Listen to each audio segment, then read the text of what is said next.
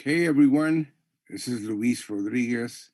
I'm very honored today as a fundraiser for a beautiful, wonderful, important cultural space, Tia Chucha's Centro Cultural and Bookstore, as a fundraiser that we have a very dear friend of mine and a very important voice in this country for women, for Chicanas, for Latinas, for women of color, one of the most important writers of our time, and that is La Sandra Cisneros. Thank So, you. I'm yes, so happy to be here. People think like we get to see each other and chat or email or yeah, shoot photograph. We don't get to do that, we don't. unless It's unless sad. we're on the same stage or we go to the same book Yeah, fairs. And we were just talking about the last time we saw each other. It was yeah, 2011. yes, and that's really sad. But I mean, I think of you all the time. I read all your I, books. I keep I think up of with you what's going on. too. And So and it's yeah, I invited myself to be on the show because I wanted yeah, to do something. I so much I lost you there. it's I so okay. much believe in the work that you're doing. I'm so proud of you and of Trini and all of your Yeah, wonderful crew working. we got a great There's a staff. lot of bad Yeah, news, but people don't get the good yeah, news, and people and we should need know more that of that. one of the good news is Tia Chuchas with the pandemic and everything is actually doing very well. It's all Fabulous. virtual, but considering that a lot of people have gone under, a lot of people have lost so much money, we actually have sold more books virtually than we've done when the store was open. We've had a lot of audiences for our Celebrating Words Festival, for our workshops. We have many workshops, including a yoga workshop. We have our Indigenous and Us about Indigenous cosmology. That's going very well. In other words, the Young Warriors, our youth group, is doing a lot of amazing things. So we've actually done fairly well in this pandemic, but like everyone, we can need constant support. So, And how many years has Tia Chuch has been well, in let me tell you, existence? it's next year will be 20 years. No, Yeah, 20 wow. years. Can you imagine? And you came when we were early on, when we first barely opened, I think. I mean, the Yes, first time you came, the first time. yes. It was a big deal. And I want to say that all the writers I knew who came that knew me, they supported us. They made theater just happen. It's not very often, as you know, that a writer can come up with a bookstore culture center. But that was my way of giving back. When me and Trini sat down and my brother-in-law, we said, what can we do? I made pretty good money on Always Running. You know, it was a best-selling book. And like I tell people, I could have bought a Lexus. I don't want no Lexus. I could have bought a swimming pool. I don't want a swimming pool. Let's put it in the community. And that royalties That's so great. helped us for a long time. And now it's on its own. I don't really have to put that kind of support. It makes its own money. It's grants, it's fundraisers, and that's what keeps it going. And I will have to say one thing before we move on, because I want to talk about you and your work. But we have a wonderful staff at the Achuchas of young people. Some of them have been with us for about 15, 20 years and they're still there. And now they're running things.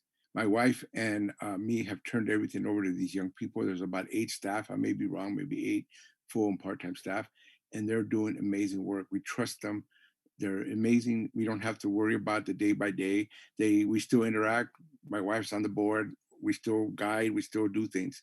But it's really these young people that I want to honor because they're making it their own and doing a Wow, wonderful job. Yeah.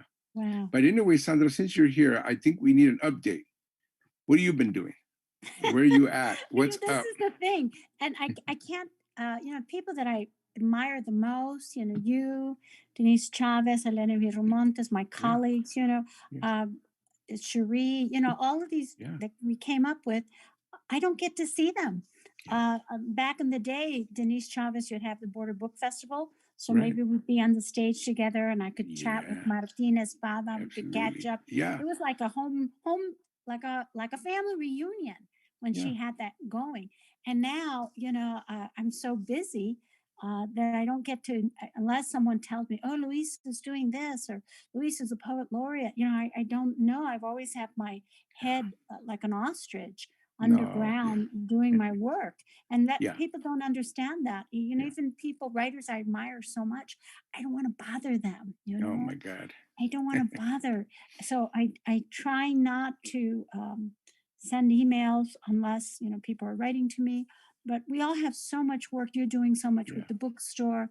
I lately have been working on several projects It almost Hmm. seems like it's House on Mango Street year this Hmm. year. I've been working with the Mexican writer Fernanda Melchor. She's a novelist who was nominated for the Booker Prize, and she has been the translator for the new translation of House on Mango Street that's going Oh, to be coming out wow. in Mexico and in Latin America. Yeah, so I'm That's really great. been, I was That's able amazing. to put my hand in the production. She allowed me to work and critique and make my commentary. So I've been very involved with this new translation that's coming out of House Sure. on Mango Street. Well, And then yeah.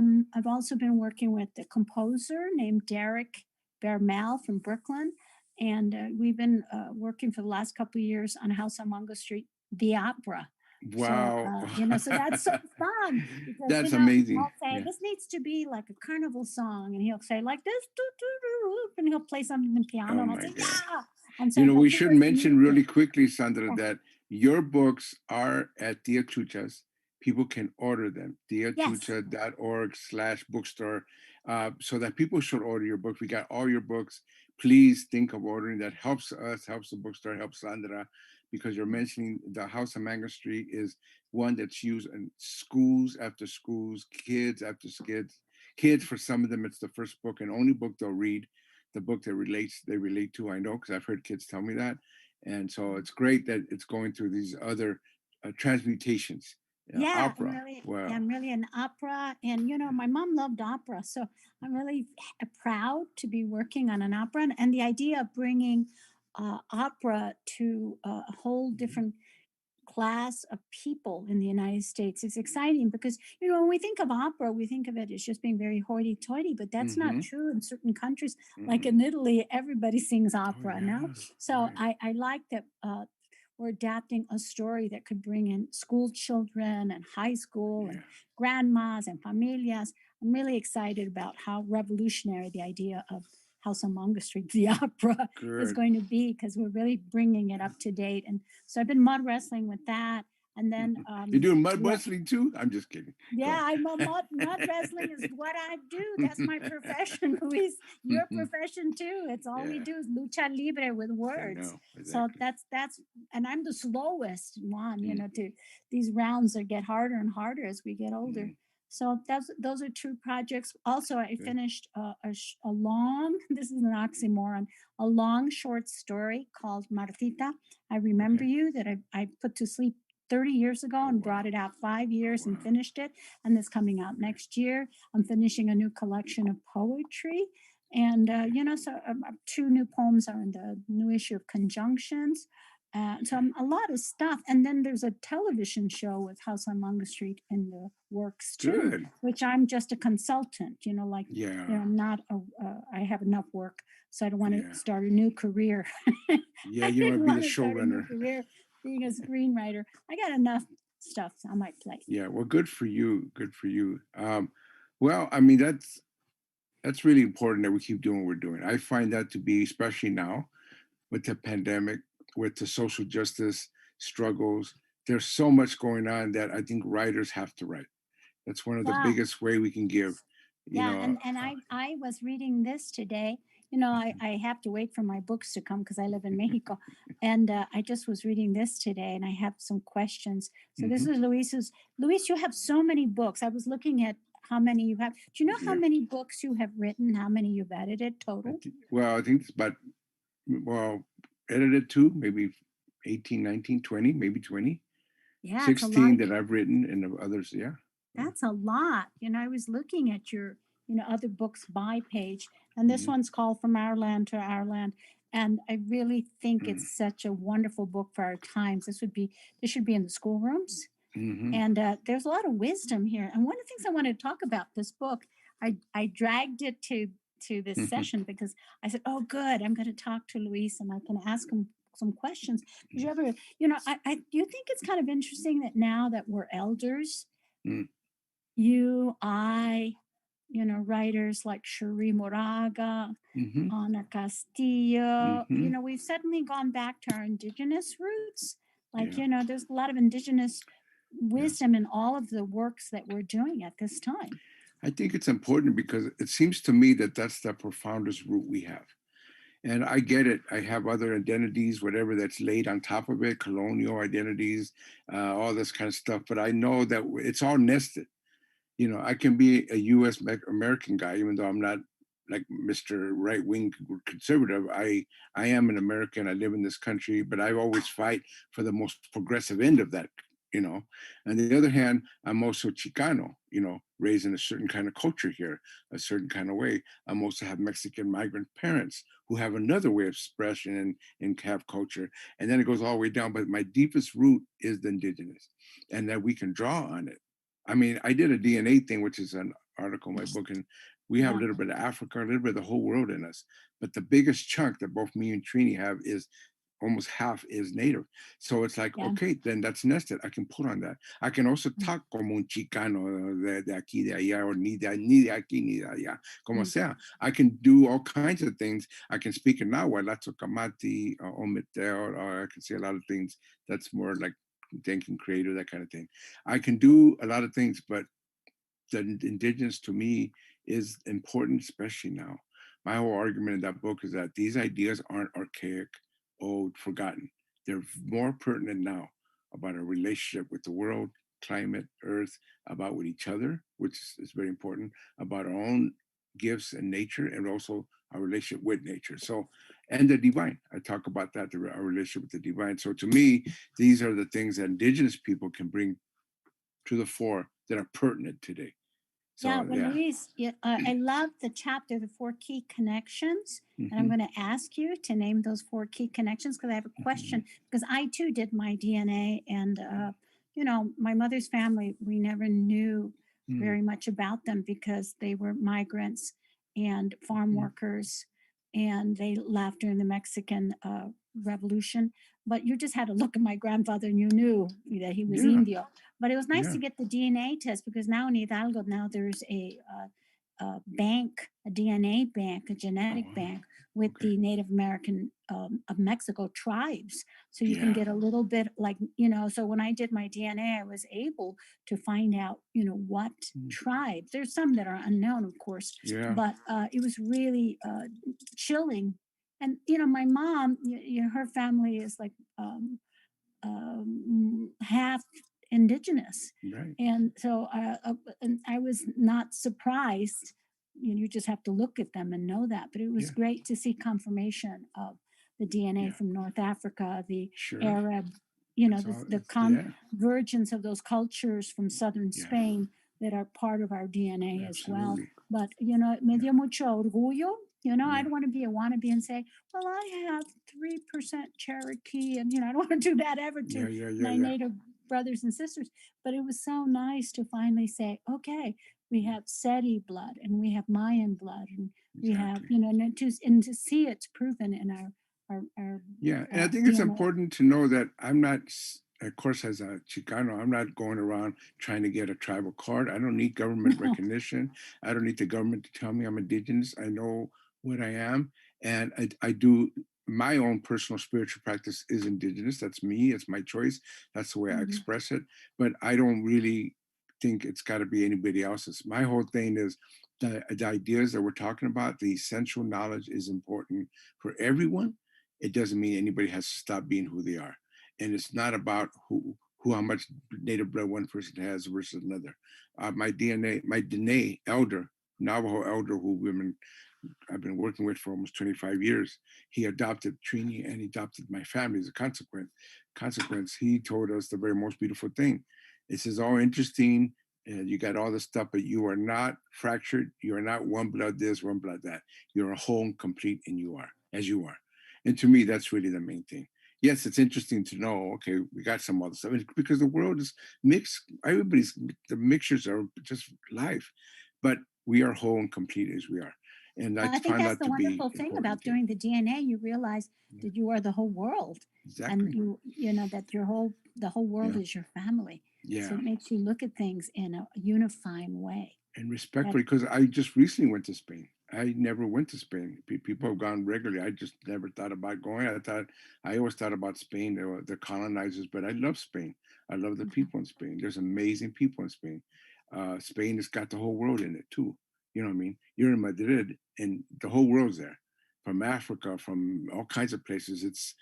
It isn't what people think. It's like when you go to England and you can't find a white English speaking person. They're all Afro-Caribbean, they're Pakistani, there are kinds of people there. And I even met a Colombian. I was in England and I was in a what do you call it, a bed and breakfast run by Colombians. I go, where are these white English speaking people in London? It's like the whole world is there. That's the way that's the way it should be. That's the way it is. Yes, that's beautiful to see. But Mhm, the question I wanted to ask you on your chapter on mhm, the four the name of the chapter is, you know, the four key connections, which I want mhm. your name. But one of them you talked about the feminine as being the first energy Yeah, sustained by the masculine. yeah. Where's that from? Explain that to me. Well, my elders have come from the Mexica, from the Quechua in Peru, from the Lakota. I was doing ceremony out of Chicago, going into South Dakota, and Ed, young man afraid of his horse, was one of my main teachers. There was others, and then of course my Dene elder Anthony Lee. I can name a lot of them, but they were the main one. John Chi Smith, who died recently. But Anthony Lee, I will have to say, and I know he doesn't want me to talk about him. He's very, but I will have to say, has been the biggest teacher I have. And so with the Navajo, like a lot of indigenous people, they recognize the feminine as primary because it's like the whole idea of what came first, the chicken or the egg. Well, the egg comes first because in the egg is the design of the chicken. The egg is the feminine side of it because it has to be fertilized, right? The fertilization part, whatever it is, human beings, it's semen, whatever it might be, isn't that carries that design stuff. It carries other stuff that allows the egg to happen. But in the egg is the design. So the first thing that comes into the world is imagination, even if it's an imagination by a great creator. The design of it comes first. This is the first thing. The imaginative capacity of human beings is the first thing. Before you do a building, before you paint a house, before you even write a book, the feminine comes first. What's my vision for it? What's my imagination? And so they understood that that's was the primary thing, but they also understood that any creation has to have masculine. It isn't just feminine. You got to have both, but you got to make sure that you don't say they're equal parts this. Feminine is primary, it's constant, whereas masculine is variable, but you can't have creation, any kind of creation, without both. You know how that goes. Even writing a book. Yeah, I have the idea for the book, I have the dream, the imagination, I can probably, but I have to sit down and write it. I have to sit down and do the shaping. I have to do the masculine energy of planning my day, and all the stuff that makes the book happen, shaping it the way it needs to be shaped. That's when creation can happen. But again, the first thought, the first thing is the imagination. So that's where that comes from my elders who were very clear to me, which is good because I was confused about it. I used to say, well, feminine and masculine, we're all the same, equal, because we want to be equal in society, which makes sense. As human beings, male and female, it have to be equal. But the same thing is there are males that have a lot of feminine energy, and there are women, females who have a lot of masculine energy. So it isn't about male or female, it's about those energies. Yeah. I know I have a lot of masculine energy, but can That's you why you're can pointing to yourself. can you name those four key Yeah. teachings, please? Because I thought Yeah. it was so succinct how you put it. I love those 4 points just for our audience. And if people want to go more in depth, they can, Yeah. order your book, which I recommend. But Yeah. I just loved it. And I also found, I'll say those four things, but I also found it in mythology. Mythology from all cultures address these four issues in one form or the other.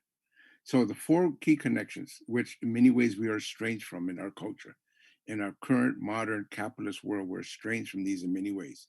And it doesn't matter the order, but the first one that I bring up is our connection to nature, and it's strange, it's mediated, it's put to a certain level. We don't see nature anymore as our teacher and our guide, and nature teaches us. Nature has the laws that allow us to live even in human societies. Nature is so rich and wondrous. And as you know, I watch these nature shows. I learn stuff all the time. They're amazing about nature. And then my wife now knows about plants and herbs. And so she's teaching me. She knows about all these trees and what they are and what good they do. There's so much you learn from. So we need a connection with nature again. And Don't doesn't you think mean, this pandemic is about rebooting us and making us yes, say, wake up, we're on the absolutely. planet's on strike. and we Yeah, have to reconnect. I think that's very telling about what nature can do. It can teach Hmm. us these things. So Hmm. that's one thing. The other connection is a connection to our own nature. What do you hear? What are your propensities or attributes? What's your genius? Everybody has a genius and might have two or three geniuses. I mean, I don't have people say, well, yeah, I don't got the genius of Einstein. I get that. But I got my own genius. You know what I mean? You don't have to compare me to Einstein to say, hey, I'm a genius. We all got our own genius, but that's something we're strange for. Nobody teaches you that. People try to put you in boxes. Well, You know, Einstein yeah, said it very, I'm going to paraphrase yeah, Einstein, but he said, if you're judging a fish to climb a tree, it's going to fail. yeah. It's, every person has its own gift, Exactly. That's and we exactly can't right. be comparing one with the other. Yep. That's the thing about teaching. If I hadn't had Mm, a break in my life and moved from one neighborhood on the south side to the north, I wouldn't be here talking to you as an there author you go. because I was in a school where everybody was being based on certain Yeah. subjects, and there was no grade for outside reading, no grade for Yep. art. You were going And to be part of the working class. I I mean, got I know a C's lot of those and schools. D's Yeah. and complaints that I just Yeah. daydreamed. Yeah. And then, I changed schools, and suddenly, like, this late teacher was, she was taking my drawings and showing them to the rest of the Mm-hmm. class. At first, I was scared. I thought she was going to make fun of me. I was so used to Mm-hmm. being, students being ridiculed, not Yeah. praised. And it was just, to me, it did a whole switch. Right. When one teacher loves you, you Yeah. know it, and you work That's right. harder. And this is why you And need those teachers. You need those. yes. I tell people, for example, when I got out of the gangs and drugs, that people have asked me, "Were you scared straight?" I go, "I wasn't scared straight. I wasn't scared of heroin. I wasn't scared of jail. I wasn't scared of getting shot. Even I was scared straight. People caring for me, seeing me, working with me, even when I was a defiant pain in the butt. They worked at people, the two or three that never gave up on me. You know what I'm saying? That's what made it work. And so I agree with you. Those are the ones that see that kid, see that genius and those gifts they bring. So that's the second connection, which we're kind of Finding not paying finding attention your own nature, to. Absolutely. connecting with your own nature, with That's your so own gift important. and your Yeah. own camino, your own Yeah. life Which is path. particular to you, right? Particular to that person. And then the third one is the nature of our relationships, which, indigenous people have these beautiful words. And among the Tarumara, which my mother was actually rooted in, I went down to Copper Canyon. I spent time with them. And the greeting is Guiraba, which means we are one. It's a beautiful greeting. It's the idea that we're all related, regardless of, I don't like this person, you have a different family. At a certain point, we're all related. We are one. We are one. They constantly remind each other, somos uno, que huira va. And there's En Lakesh, which is the Yucatan Maya, which means you are the other me. En Lakesh Halakan, I am the other you. Or namaste, to greet the Namaste. God in you. Yes, those Mhm. are the connections that we're lose. And I bring in Jesus Christ teachings, love your neighbor as yourself. That's very valid. In other words, relationships, we've lost the nature of our relationships. They're very important. You got to take care of them, nurture them respectfully, respect others as you want to be respected, that whole thing. And then the fourth one is, it may be a little tricky, but it has to do with the nature of a relationship with the divine. And I think that it takes many forms and many shapes. I think they're all valid. I know people have issues with that. I don't think it's my way is better than that way. There's a lot of ways to enter that doorway. The divine is that mystery, the great spirit, the great thing behind everything, underneath everything, inside of everything that energizes and flows through everything. There's different ways to tap into it. And I have no problem with how you do it. If it's going to church and praying, fine. If it's, I know you do a lot of Buddhist stuff. If you do the prayers, the meditations, whatever you need to do that, that's what it all works, you know. And again, I find that regardless, I've talked to Muslim, it works for them. The 5 prayers a day that they do, that's fine. That's the way you relate to the divine. And what I think what's important is that it isn't about my religion over your religion, which is a man-made thing. It's that I can connect to the divine in some form. Some of the ways people connect is through their art. It doesn't have to be religion. Sometimes just being artful, just I'm painting. That's a divine relationship. There's all kinds of ways to connect to the divine. It doesn't have to be religious. could be hiking and Oh, going out yeah. into nature. Yeah, that's And I right. think especially I like to think of the period we're living in as a spiritual retreat, because for Mhm. me it's a luxury not to leave my house. I love Mm, staying home. yeah, I love writing and looking at the garden and connecting with my spirit. And it makes me want to write poetry, which I think is the most difficult for me of all of mhm, the genres. I love yeah, writing poetry because yeah. it's like doing this interior, what do they call that when you go to and they stick a camera down Oh your my throat God, I don't and know, they but go and see what's going on in your yeah, yeah, insides, whatever that's called, because I'm not in the medical field. yeah. That's what poetry is to That's me. exactly right. And, it keeps me healthy and compassionate. And when I'm not writing poetry, that's when I'm angry and Yeah. unforgiving and mean. And, I always have to work at it because I'm not the Buddha. So I get yeah, mad a lot and I blow up, and then I say, "Oh, okay, you got to write some poems." And yeah, I that's feel right. like if everybody wrote poems, it would be like going to the best therapist. And there's a It would bring us divine to peace. access there. And so I think that's what I think we need to reconnect with these four things. And again, if you look at Yeah, methodology, one form or the other, they're addressing those four things. And yeah, so they're key connections. They're not the only ones. We have thousands of connections, but they're key. The other thing that I think is important is um, to as we move into the world. I think that you were mentioning this. We're in a period. The pandemic is really about a place of renewal. We need to be there. We something is shifting. It's trying to regenerate, just like a fire, like the wildfires in California. They're burning all this land. That land is going to renew. It's terrible because we built houses in the middle of, you know, brush and things that we shouldn't be doing. But that, I don't. People, I know people who lost their homes, so it's awful what happens. But a lot of that fire is also laying the groundwork for renewal, for regeneration, and that's yeah. kind of like Don't what you the feel pandemic like this is. whole historic time is about Yeah, the whole renewal? thing. Yeah. It's like we're going to renacimiento, Yes, a death and rebirth, which is yeah, painful and it is painful. confusing and Yeah, chaotic and scary. yeah, it's scary, and people do literally die if we're not aware of it. We're not taking care of it. We're not paying attention to it.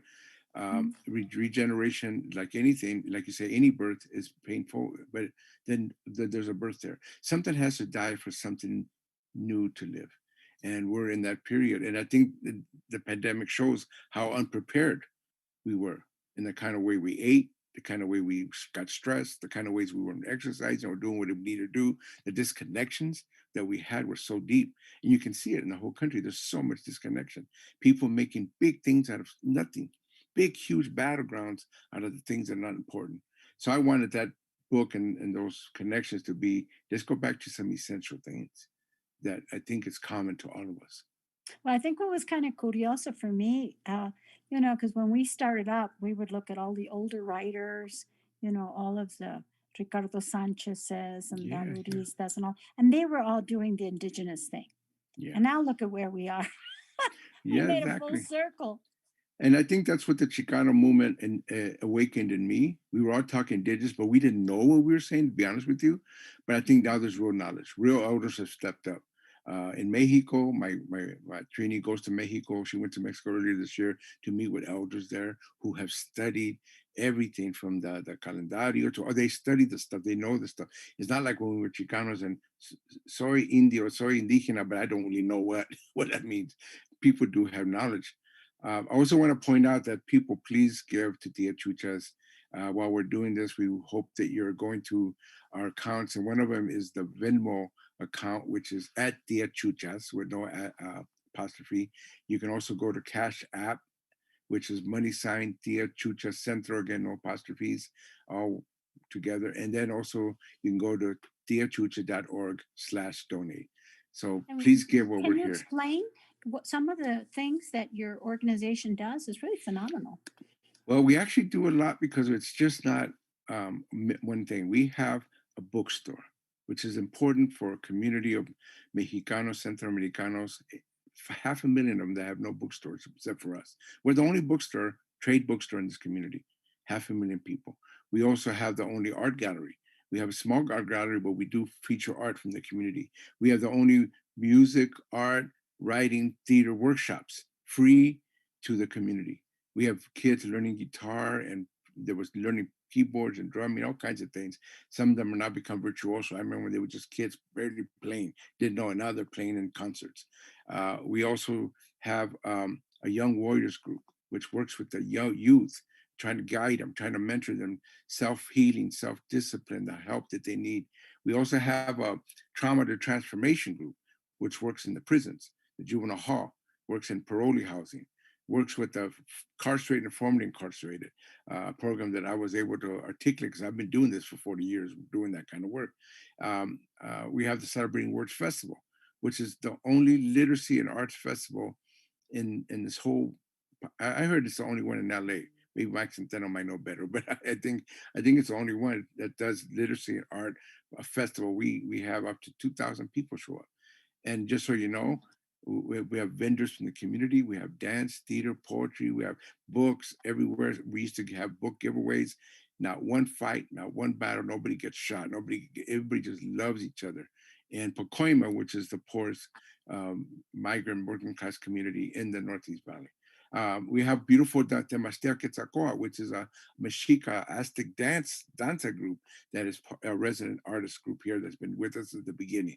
They're doing stuff. So I mean, I can go on and on. We have so much great programming and events. Please donate while me and Sandra are having this personal Yeah, and conversation. I hope I can come back in person Yes, you got to. when we can fly and Yeah, without fear of dying.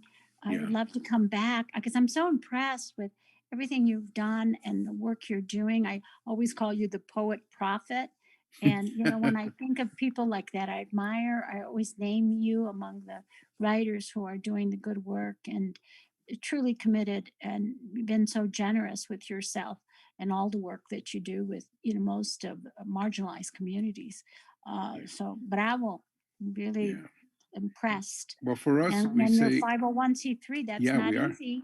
I No, it had a isn't easy. 501c3. It's a lot of work. It's a lot of So work, but again, mhm, Trini did a great job in keeping things going, and training and mentoring these young people who are now running things. So wow. I have to give Trini the top credit because while I was running around making talks and poetry events and pushing Tia Chuchas, she was working day by day to make it happen. She's the Mm, heart and soul of Tia Chuchas. Now these young people are, and so yeah, and I think that's an important part of it. Is we always say community is our mother, and what keeps Tia Chucha strong is that we always go back to our mother. We always go back to community and engender more community. mm. Now we're going to have time for the speaking of Yeah, community, for community to ask questions, right? yes, yeah. So in about maybe we can say a few things and then we'll open it up because we definitely want to hear from you. We want to end, I guess, around 7, but more or less. But Mm. let's maybe I don't know if there's anything else you want to share. Um, I'm glad to hear what you're doing.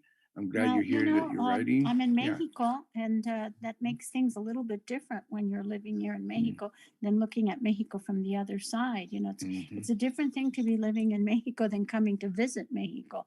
Like, Mm-hmm. when you're in a third world country and you realize, Mm-hmm. pharmaceuticals and vaccines, Mm-hmm. that this is a third world country and we're going to get the worst. It's not going to be like a first world country getting their vaccines, Mm-hmm. and we're not going to get bailouts, like, so that Mm-hmm. you see people working very hard to support one another. We support the local businesses as best we can. I Mm-hmm. sent all my Christmas presents from Mexico in Mm-hmm. July to help out the artesanos here. And like, the Good. shipping costs more than the object, but I wanted to help Good. the local businesses. So we're all I'm not the only one. It's like a lot of us here are being Mm-hmm. very conscientious of supporting the businesses and Good. doing everything we can, whether it's for non-for-profits here, because we have to, because we don't have the kind of government support. Yeah. And so it's, even just getting like a flu vaccine so Mm. that I wouldn't catch COVID and be at risk, that took trouble. Oh Because my God. again, I was reminded, you're in a third world country. It's not like you can get the kind Yeah. of drugs that the pharmaceuticals, throw Yeah. the worst ones at third world countries. So Yeah. Yeah. it suddenly occurred to me, oh my God, I can't go to the United States and get a flu vaccine. I've got to find a doctor that's got a flu vaccine that is one he would give his family. That, you Right. know, those are kinds of things, that kind of inequity. Yeah. It makes you very aware of your own responsibility, Mm. and you also gives you a lot of orgullo when you see how the Mexican people work Yeah. so hard and struggle to support one another. There's a lot of aguanto Yeah. here, and Yeah. it's you know, I don't know why my guardians brought me to Mexico. I'm hoping that I can learn more about the things I want to learn in this Mhm. lifetime before I become a sunflower or before I become a mugge. I have a lot of things I still want to learn, and I think coming south Mhm. is where I'm going to learn it. So, Yeah. you know, I feel like I have a lot that I do not know, and coming to Mexico has taught me that. You know, it's very humbling. Like you said, you know, you yourself have Mhm. gone to Mexico, and you and Trini have learned so Yeah. much, and I have so, you know, I don't know anything. I'm just feel like I'm Oh, starting ground zero, and yeah. it's just an incredible for me. I feel very fortunate that I was Yeah. able to come. But sometimes it's scary because, you know, living in Mexico, you know, if you No, I get bit know. by a dog, so what? You Yeah. know, your phone doesn't work, so what? You know, there are more Yeah. important, bigger problems here, Right. and it makes you put things in perspective. Yeah, I was gonna go back to Tarahumara land, to Sierra Tarahumara with my family, but Hmm. by the time we decided to go, the drug wars had gotten bad, and my friends Yeah, down there said, "Don't come by. yeah, They're all that's right. over. It's Yeah, terrible. you We know, don't want you to get hurt." It's like, wow, yeah, it's terrible. What a mess. I remember one thing: people were not. A lot of my friends, a lot of young people said, "We don't want to vote during the last election." You know, with Trump and Biden, we don't want to vote. We don't want to vote. We don't think it's right. And I told them, "Well, listen, I'll tell you a story. I put this on Facebook." I said, I was in Uchitan in 1983 when Uchitan and Oaxaca had an uprising. The Zapoteco people took over the city hall. They had their own party, the COSEI, and they were running candidates, their own people speaking Zapoteco. And of course, the PRI came and completely messed them over. They talk about voting fraud.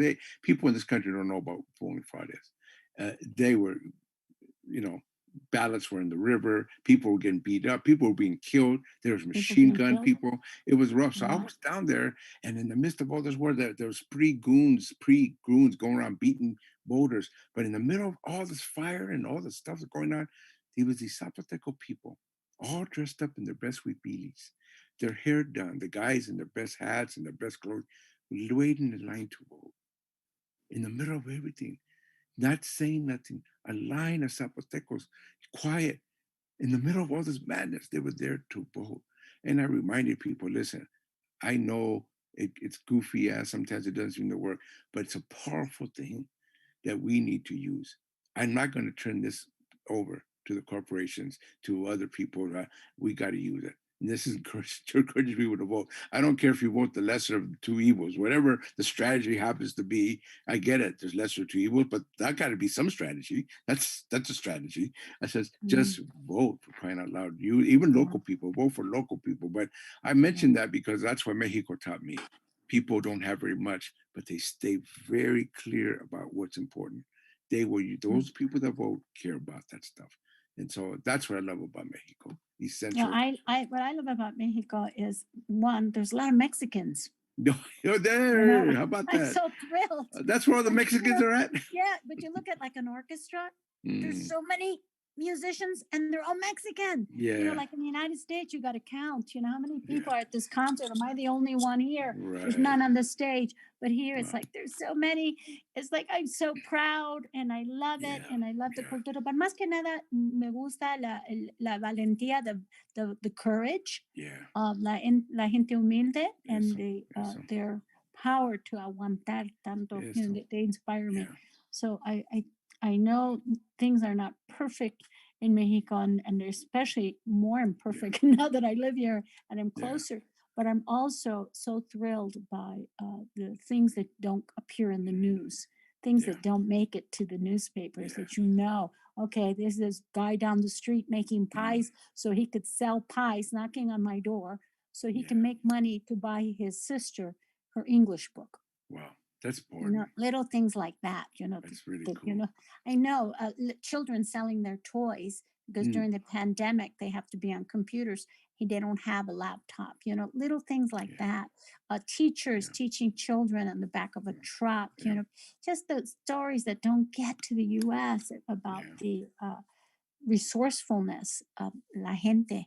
yeah, So that to me me da ánimo, me da orgullo, and it yeah. gives me like, I thought, what am I complaining about? I got Yeah, you nothing know, to good. You got complain to have about. gratitude about the Yeah, things. yeah, And the exactly. Tarumaras having classrooms underneath in the cave because they Yeah, got no other classrooms.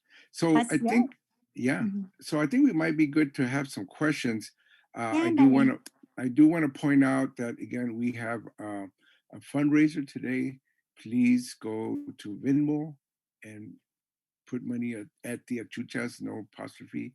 Cash App is $ Tia Chucha Centro, all words, no apostrophe, and or go to our website, tiachucha.org/donate.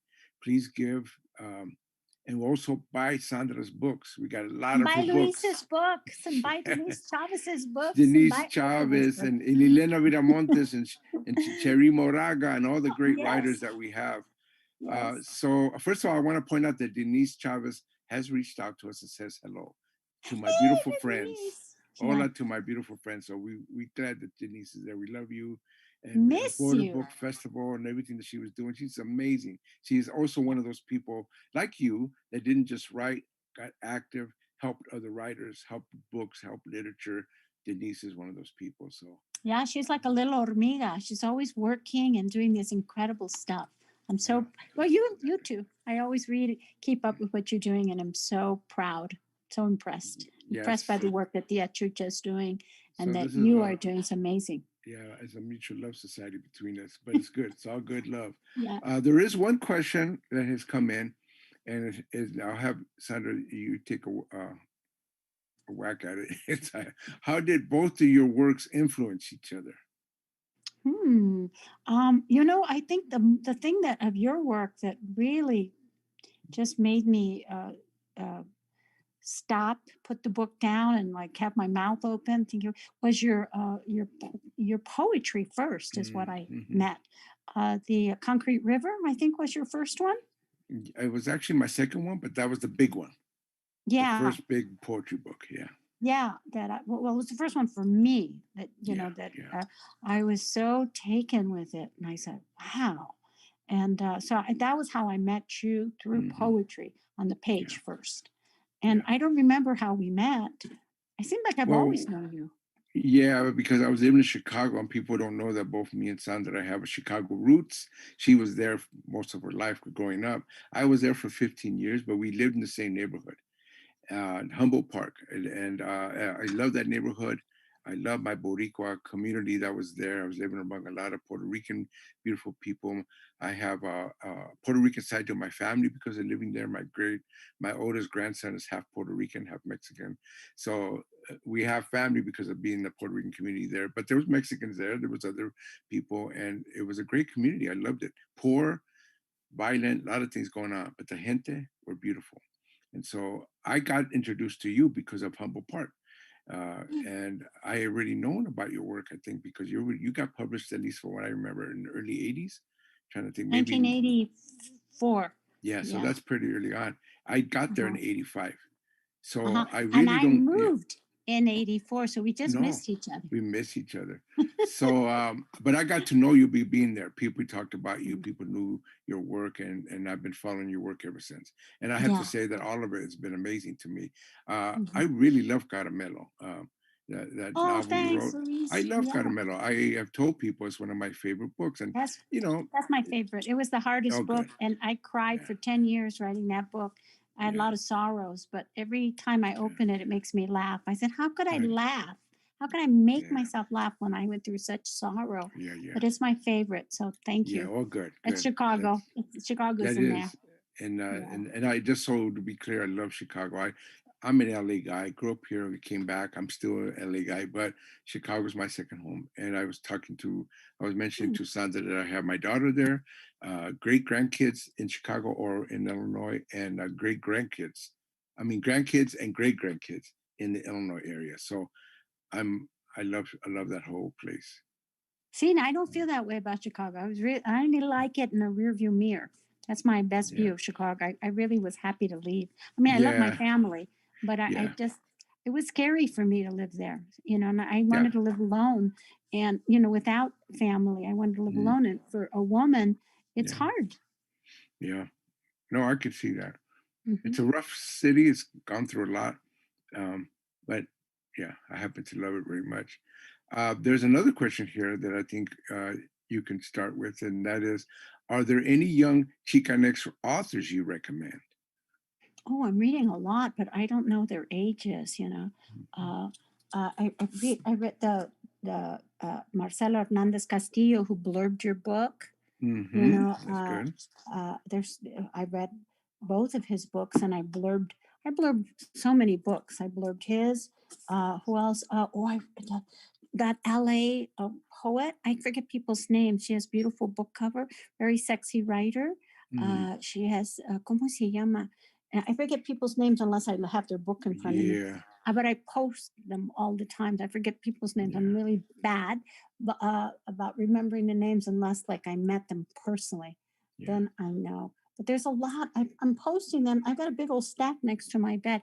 Now Right. that you asked me, I'm going to have to take them out and post them again because I read the books, Yeah. and until I meet the writer, it's very Yeah. hard for me to Yeah. I'm meet kind of the them. same way. I have 10 books, maybe 20 books I'm reading at one time.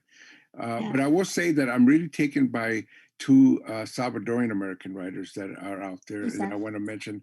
Javier Zamora. He has Oh this yeah, I poetry like book, him a lot. Undocumented, Yeah, very I like important him. book. He's Yeah, we need to support him. But the other one is yeah, my friend Roberto Lavato, who came out with his memoir, Unforgetting. yeah. Now Uh, that's one I bought and I haven't gotten it yeah. because I live here in Mexico. I have to wait till the pandemic's over. Oh, My yeah. books are in San Antonio or somebody Wow. brings them. That's my Wow. problem. I can't. I read the books when they Yeah. get to me poco a poco because I live Yeah. all the way over here. But Oh, there's a lot of young poetry.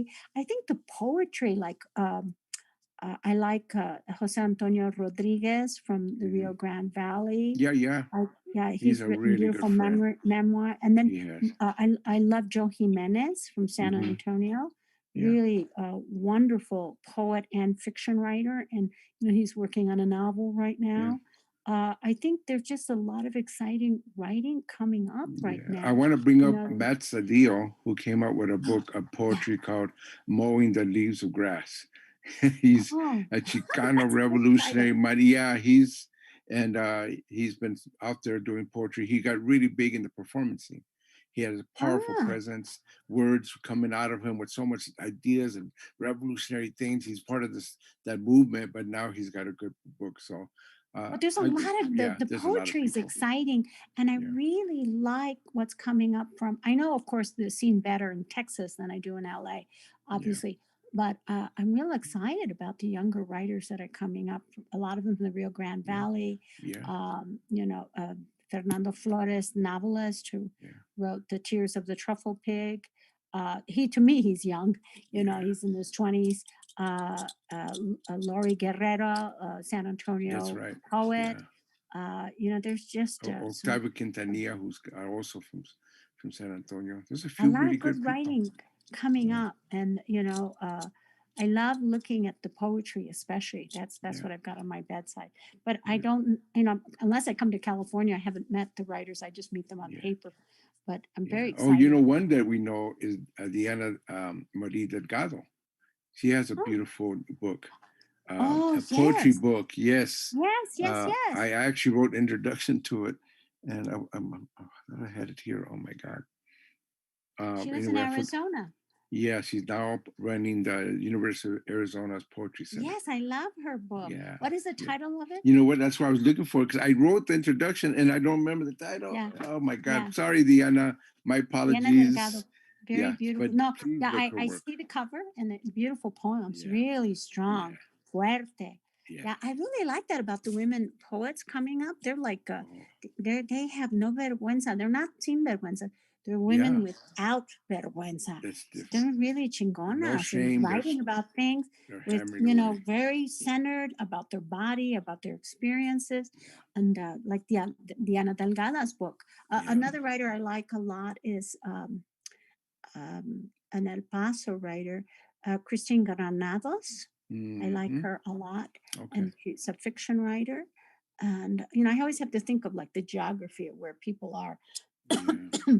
But there's and of course two writers I like a lot. They're not that young, but they're not known. That I hope pushing them to publish a book together is Tammy Gomez. Yeah, I know She Tammy. has Powerful. no book, and she's I like know. 40 or 40 something. Yeah. And Liliana Valenzuela. Yes. These two Yes. writers are going to be having a book together with Sarah Band Good. Press. I've Good. been working with them That's great. uh, Amazing. because they should have had books years ago. So Yeah. those are two writers that we will see a book that they will share under Sarah Band Press. That would be amazing. I got another question. This is for you, Sandra. Tracing the Horses Tracing the by horses. That's Diana. right. Read that Good, novel. good. Tracing the Yeah. horses. Oh my God, she's gonna beat me up. I gave her an introduction and I couldn't remember the title. That's awful. It's cool. And too many books. But anyway, here's a question for you, Sandra. How did you feel when you learned about your mother's migration journey in finding your roots? And have Oh, you it was considered? my mother's family, my Yeah, grandparents. yeah. Well, for one thing, my mother never told me that her parents had been migrant farm workers. Mm, I knew that my grandparents were illiterate in their early years. They didn't learn how to read or write till they were elders. And I knew that my grandfather had come up through the railroads from Mexico, mm-hmm, but I didn't know they had been migrant farmers. I was really a shock.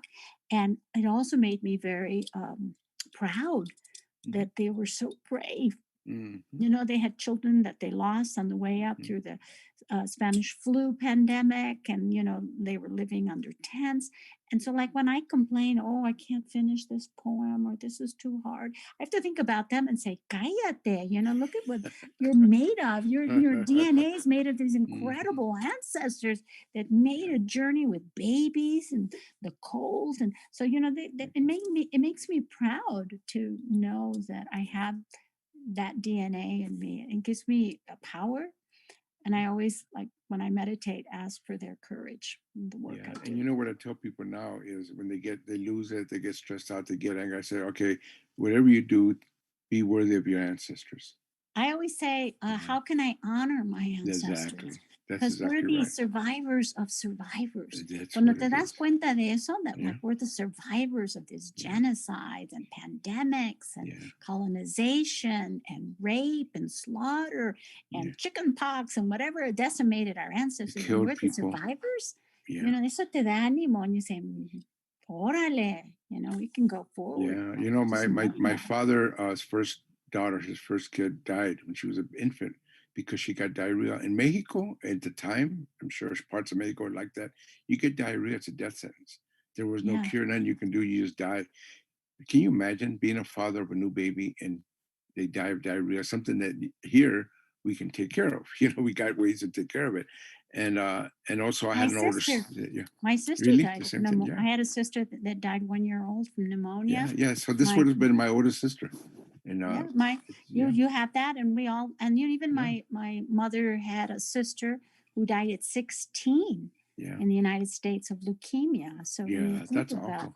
I have a what, sister, an older sister that was born after her, who had babies in El Paso in a very sleazy hospital, where I also happened to be born that no longer exists, where they trafficked in babies. So she had twins, and they took one of the babies, and she never saw the baby again.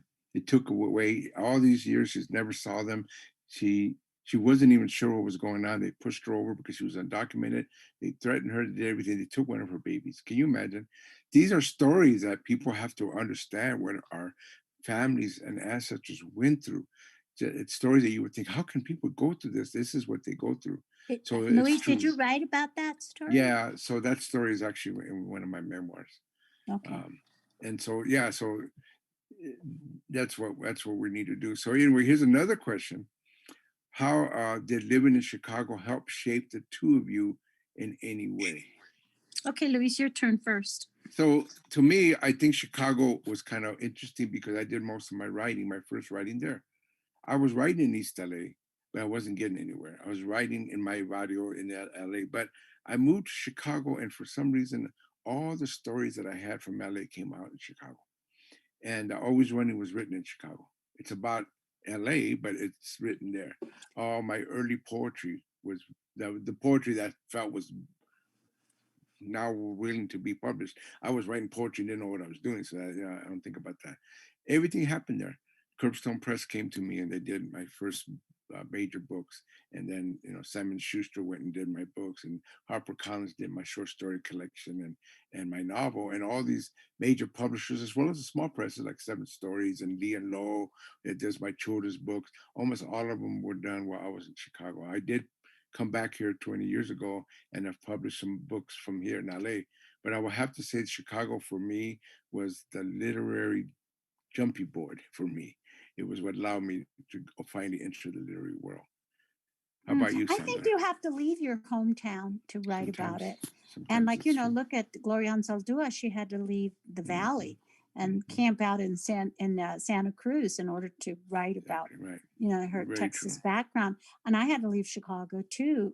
I started writing about Chicago when I was in Iowa, There and you I go. finished writing about it in Greece. But my next book is the long short story called Martita, I Remember You, that's coming out next fall. Yeah. It takes place in Chicago and in Paris.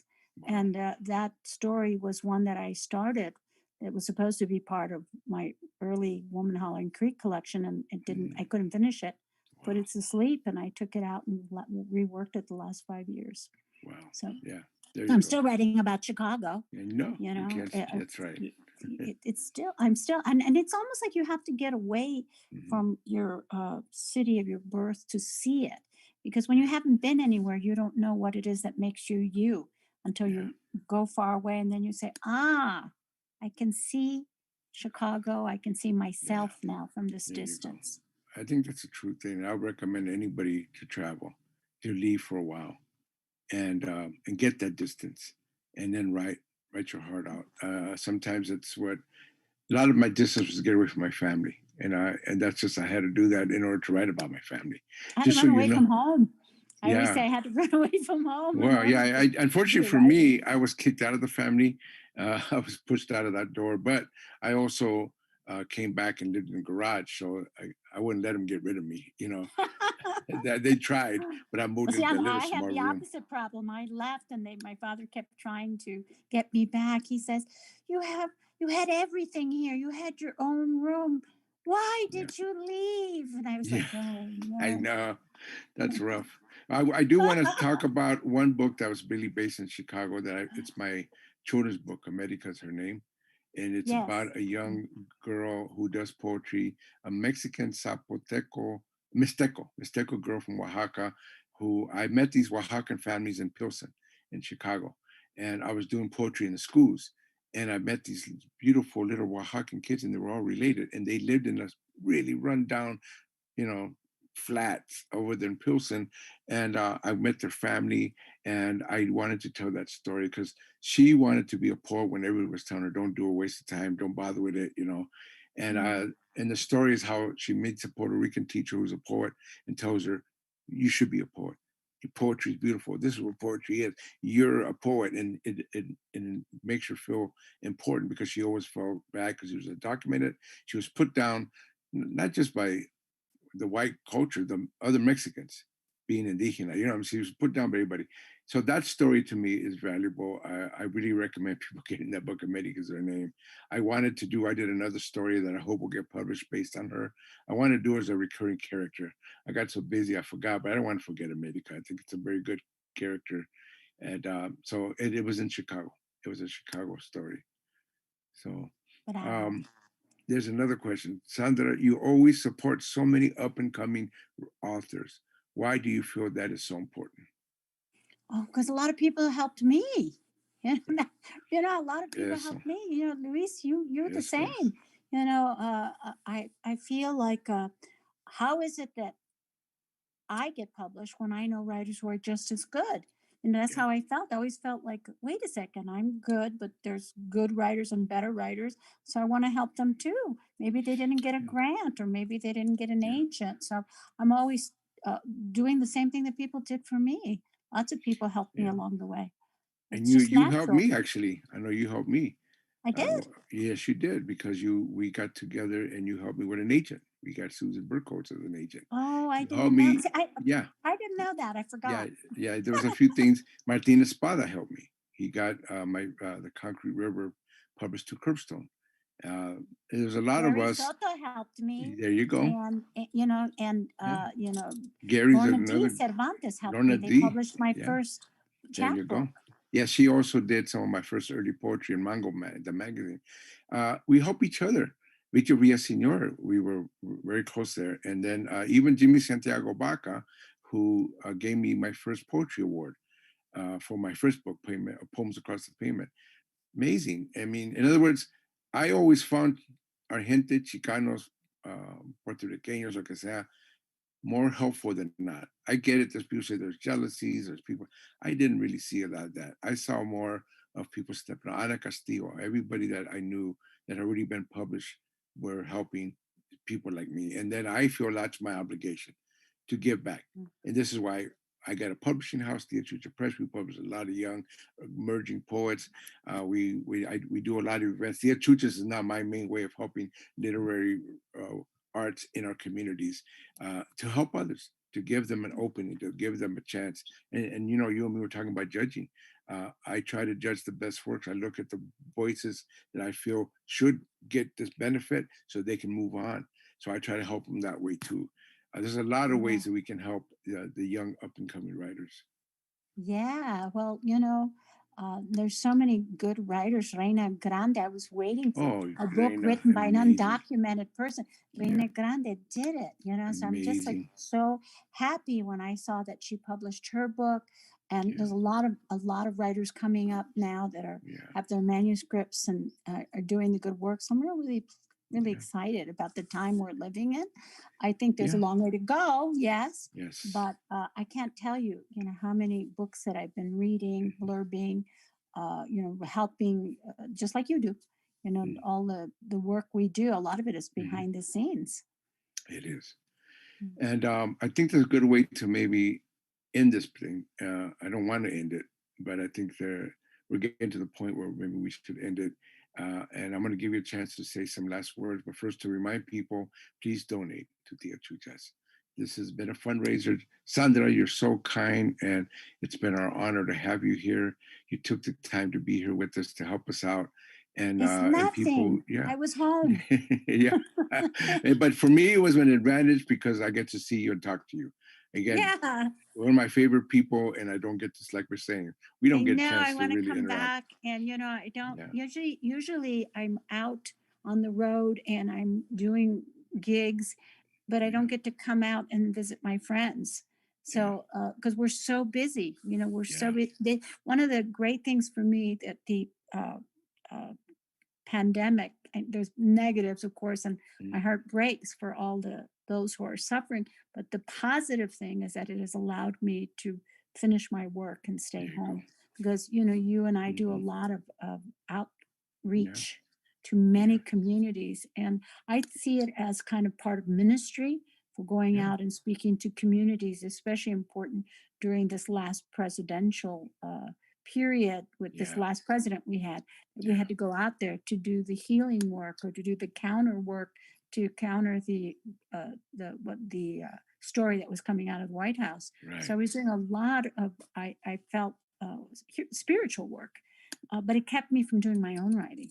So Yeah, now, because I have to take care of myself and I am vulnerable, you and I are both with our health and getting older. I've been working and yeah. finishing my work, and I have Good. to remind myself that our books are medicine. Yeah, And that's the exactly right. strongest ministry that we can do. Well, So I want beautiful. to thank Yeah, you for supporting yeah. a bookstore and creating it and Hmm. making it community center. That's the positive thing that's happening in this time. I'm really happy to Yeah, hear it's doing well. And I'd love to come back and yeah. visit you all in person. Well, thank you, Sandra. This has been amazing. I wish we could do this more often. So we'll work on all of that. We'll work on you coming back. Will you invite Um, me back? we'll definitely do that, and we'll make sure it'll happen. You know that. I want to remind people again that we are in an end of a year campaign. Our goal is to raise $50,000. we're going to move into a new space. We've outgrown the space we have now. We keep outgrowing our spaces. And now we're going to move to a space that's bigger. That means everything we do is going to be expansive. It's going to move bigger. Does that mean that we're going to be unsafe? No, we're going to be do everything we're going to do is we're going to be safe. We're not going to open until everything's open for everybody to do that. But we're going to prepare the ground for when there's vaccines and people can get well and we've overcome this pandemic to move back out to the way we were. So I want to thank everybody that supported us all these years. And Sandra, you were one of our biggest supporters. I remember when you would come, people were lined up around the block. They would go Well, 2 or 3 round the block just to get Sandra's books and have you it, sign it, their it books. was always fun to come out and do something for you because the community really came, Yeah. and I appreciate it. And I think books are medicine. I think each Mm-hmm. book is a special prescription. I think Mm-hmm. this is a sacred time we're living in Mm-hmm. for us to connect with our destino. And so, what a better way to help tilt the planet, to improve the world, to do something positive instead of just Mm-hmm. having bad news, than to Exactly. donate to a bookstore to buy a book. Now, Yeah. those are acts of great peace and Yeah. seeds that get planted to Mm-hmm. improve our world. So I want to thank you for that. Yeah. And, remind everybody that your books are available at tiachucha.org/bookstore. All your books are there. We got tons of books, and my books are available. And then some of these authors we mentioned, we have them at Tia Chucha's, or we can get them. So you can order any book you want through Tia Chucha's. It's there for the community from anywhere around the world. Anybody can order anytime, anywhere. So please do that. Thank you, Sandra. Muchas Hi, Luis. I'm gracias. so happy to see Yeah. you. Saludos to Trini. Thank your Oh, much whole love. Yeah. team at Tia Chuchas. I'm just so proud. Me das ánimo. Yeah. Knowing that you're doing this good You work, know me what I da wish I ánimo. could do is go to Mexico and visit you there. That All would be right, you're nice. invited. That would be nice. Yeah. You're Oh, invited. yeah. Vente. Okay. Good. Muy bien. Gracias. So, Michael, you take us out, but I love everybody. Thank you for being part of this great event. Gracias for everything, everybody. Thank you, Luis. Bye bye. Bye bye.